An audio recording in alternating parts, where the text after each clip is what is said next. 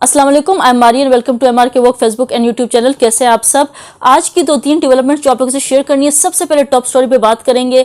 आज supreme court ने finally फैसला सुना दिया है। ताहयात नाअहली केस का जो था वो फैसला आ गया और फैसला कुछ यूँ आया है कि जो 62(1)(f के तहत जो ताहयात नाअहली थी वो कलअदम करार देती सियासतदानों की। और जस्टिस का कहना था, जस्टिस कासिम फाइज ईसा का, कि इलेक्शन लड़ना शहरियों का हक है और जो सियासतदान हैं वो 5 साल के लिए नाअहल होंगे लेकिन ताहयात नाअहल नहीं होंगे। 7 रुकनी लार्जर बेंच ने इस केस की समाअत की। 6-1 से इसका फैसला सुनाया गया और 3 टोटल इस केस की समाअत हुई। जुम्मे को इस केस का फैसला महफूज किया गया और आज सुना दिया गया। बड़ा मुख्तसर फैसला ये सुनाया गया, इसकी डिटेल्स बाद में शेयर की जाएंगी। लेकिन इस केस का जो इम्पैक्ट है वो आने वाले इलेक्शंस में बहुत पड़ेगा, क्योंकि नवाज शरीफ ताहयात नाअहल थे और अब जबकि 5 साल के लिए नाअहली होगी तो नवाज शरीफ 5 साल की सज़ा भुगत चुके हैं। अब जो जहांगीर तरीन है जो इस्तेकाम पार्टी के चेयरमैन हैं, और इसके अलावा नवाज शरीफ कायद जो नून लीग के हैं, दोनों अहल करार दे दिए गए हैं और दोनों आने वाले इलेक्शंस में पार्टिसिपेट करेंगे। बात अब यहाँ नवाज शरीफ की हो रही है कि नवाज शरीफ एक्चुअली जो सवाल उठाया जा रहा था कि इस टाइम नून लीग की तरफ से कोई जलसे नहीं हो रहे, कोई जो पॉलिटिकल एक्टिविटीज़ हैं, जो इलेक्शन की एक्टिविटीज़ होती हैं वो कुछ नहीं हो रही। पार्टी ज़रा खामोश है, ठंडी पड़ी हुई है। वो इसी वजह से कि नवाज शरीफ का जो ये फैसला है ताहयात नाअहली का ये आ जाए तो इसके बाद पार्टी में कुछ एक्टिविटीज़ शुरू होंगी, क्योंकि जो पीपल्स पार्टी है उन्होंने नाम ऑलरेडी सेलेक्ट कर लिया था कि बिलावल भुट्टो होंगे आने वाले वज़ीर आज़म। और जो नून लीग है उनकी तरफ से अभी क्लियर कोई फैसला नहीं आया था, क्योंकि या तो जो शहबाज शरीफ हैं या मरीम नवाज़, इन दोनों में सेलेक्ट होना था। लेकिन जो पार्टी का ज़्यादा ट्रस्ट है वो शहबाज शरीफ के ऊपर है, मरीम नवाज़ के ऊपर ज़रा पार्टी इतनी रिलाई नहीं करती, इतना ट्रस्ट वर्दी नेम नहीं है उनके लिए। पार्टी जो बाकी रहनुमा हैं उनके लिए, पार्टी लीडरशिप के लिए, इसलिए जो शहबाज शरीफ हैं उनका नाम जो है वो सुनने में आ रहा था कि अगर नवाज शरीफ ताहयात नाअहल रहते हैं तो शहबाज शरीफ का मुमकिन कोशिश है कि वो वज़ीर आज़म के लिस्ट में उनका नाम आ जाए। अच्छा, अब जो है जो नवाज शरीफ हैं, नवाज शरीफ अब इलेक्शंस के लिए वो उनकी जो नॉमिनेशन पेपर्स थे वो भी इस टाइम पेंडिंग पे थे। अब नवाज शरीफ फाइनली इलेक्शंस में हिस्सा जो है पार्टिसिपेट करेंगे और उनकी जो पॉलिटिकल, उनकी पार्टी की तरफ से बयान आया है कि वो अब जितने भी इलेक्शन की जो जितनी भी एक्टिविटीज़ होंगी, जो जलसे वगैरह हैं, बाकी सब कुछ वो अब उनकी सरगर्मियाँ शुरू हो जाएंगी।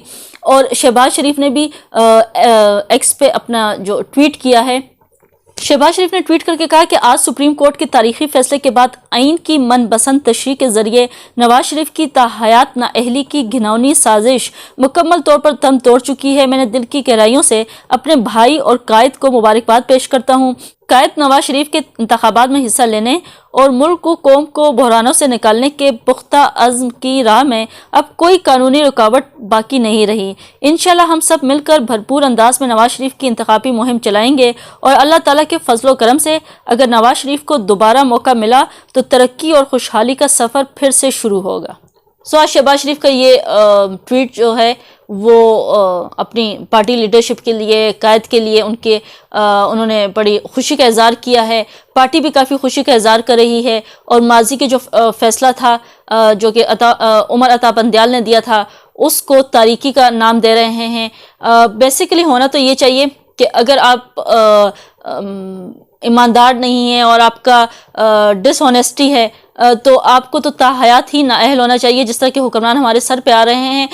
ये मेरी ज़ाती राय है। इसके अलावा जो सुप्रीम कोर्ट का फ़ैसला है वो डेफिनेटली उसको सबसे ऊपर रखा जाएगा। लेकिन ये मेरी तरफ से अगर कहा जाए कि मेरा पर्सनल राय ये है कि ताहयात ही नाअहली होनी चाहिए, क्योंकि मुजरिमों को अगर सज़ा दी जाए तो बाकी मुजरिम उससे डर जाते हैं और इस तरह की गलती करने से वो बाज रहेंगे। अच्छा, अब सेकंड एजेंडा की तरफ आते हैं। कल मेरे समेत आप सब ने फेस किया होगा, जो इंटरनेट डाउन हो गया था, ट्विटर, जो एक्स है, सॉरी, एक्स, फेसबुक और जितने भी सोशल मीडिया, यूट्यूब प्लेटफॉर्म है, सब कल डाउन हो गए थे, नहीं चल रहे थे। एक्चुअली कल जो पीटीआई है वो अपनी फंड रेजिंग कर रही थी, 6 बजे ये प्रोग्राम स्टार्ट होना था। उससे पहले ये हमने ये फेस किया, देखा कि इंटरनेट डाउन हो गया है और पीटीआई की फंड रेजिंग चल रही है। फंड रेजिंग थी टेलीथॉन के थ्रू और ये फंड रेजिंग की जा रही थी पार्टी के जो इलेक्शन आने वाले जो इंतखाबात हैं उनके हवाले से कि फ़ंड आ जाएँ और वो इंतखाबात में हिस्सा लें। काफ़ी एक्सपेंसेस होते हैं, वो सारे एक्सपेंडिचर्स को कवर करने के लिए फ़ंड इकट्ठे किए जाते हैं, क्योंकि इस टाइम जो सिचुएशन जा रही है, इमरान खान जेल में हैं और उनके जितने साथी थे जो पार्टी को चला रहे थे वो मुनहरिफ हो गए हैं, डिफरेंट पार्टीज़ में चले गए हैं। तो उनके लिए इस टाइम फंडिंग करने के लिए कोई पार्टी में मौजूद नहीं है, उनकी पार्टी के लिए फ़ंड की ज़रूरत है।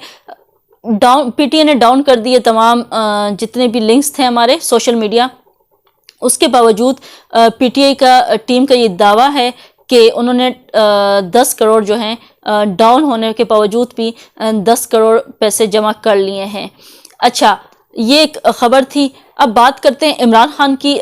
इमरान खान जो हैं उनकी रूपकार जारी कर दी गई है राही की साइफर केस में, और अब साइफर केस में इमरान खान की रूपकार जारी की गई है और इसमें कहा गया है कि इमरान खान कि अगर इस केस साइफर केस के अलावा अगर कोई और केस हो तो उसमें वो उनकी ज़मानत ऑब्वियसली मुतवक्के नहीं है, लेकिन इस केस में, साइफर केस में, उनकी रहाई मुतवक्के है, उनकी रूपकार जारी कर दी गई है।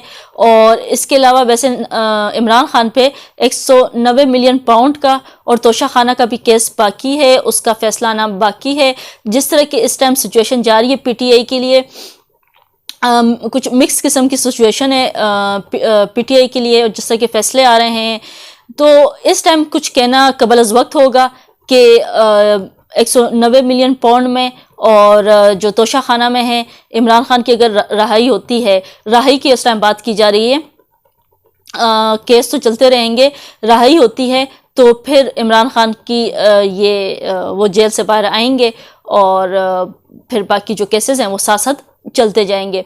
अब अडयाला जेल में द इकोनॉमिस्ट की बात करते हैं। द इकोनॉमिस्ट ने जो हुकूमत है उन्होंने ये कहा था कि ये क्वेश्चन उठाया जा रहा था बार बार कि इमरान खान ने ये आर्टिकल खुद नहीं लिखा। ठीक है, वो कह सकते हैं, जो पर्ची देख के तकरीर करते हैं वो ये बात कह सकते हैं कि इन्होंने खुद नहीं लिखा होगा, दिल में थोड़ा बहुत तो कहीं जोर होता है।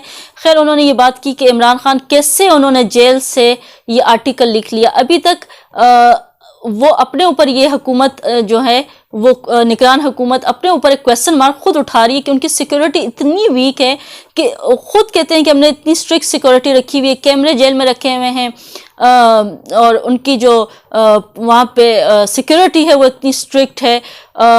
जो बाहर जाते हैं, जो उनसे मिलने आती हैं, जितने भी इमरान खान से गेस्ट मिलने आते हैं, वो जब बाहर जाते हैं उनके जाते हुए भी उनकी चेकिंग स्ट्रिक्ट होती है, आते हुए भी उनकी इतनी स्ट्रिक्ट होती है। उसके बावजूद ये कैसे इमरान खान का जो आर्टिकल है वो जेल से बाहर चला गया।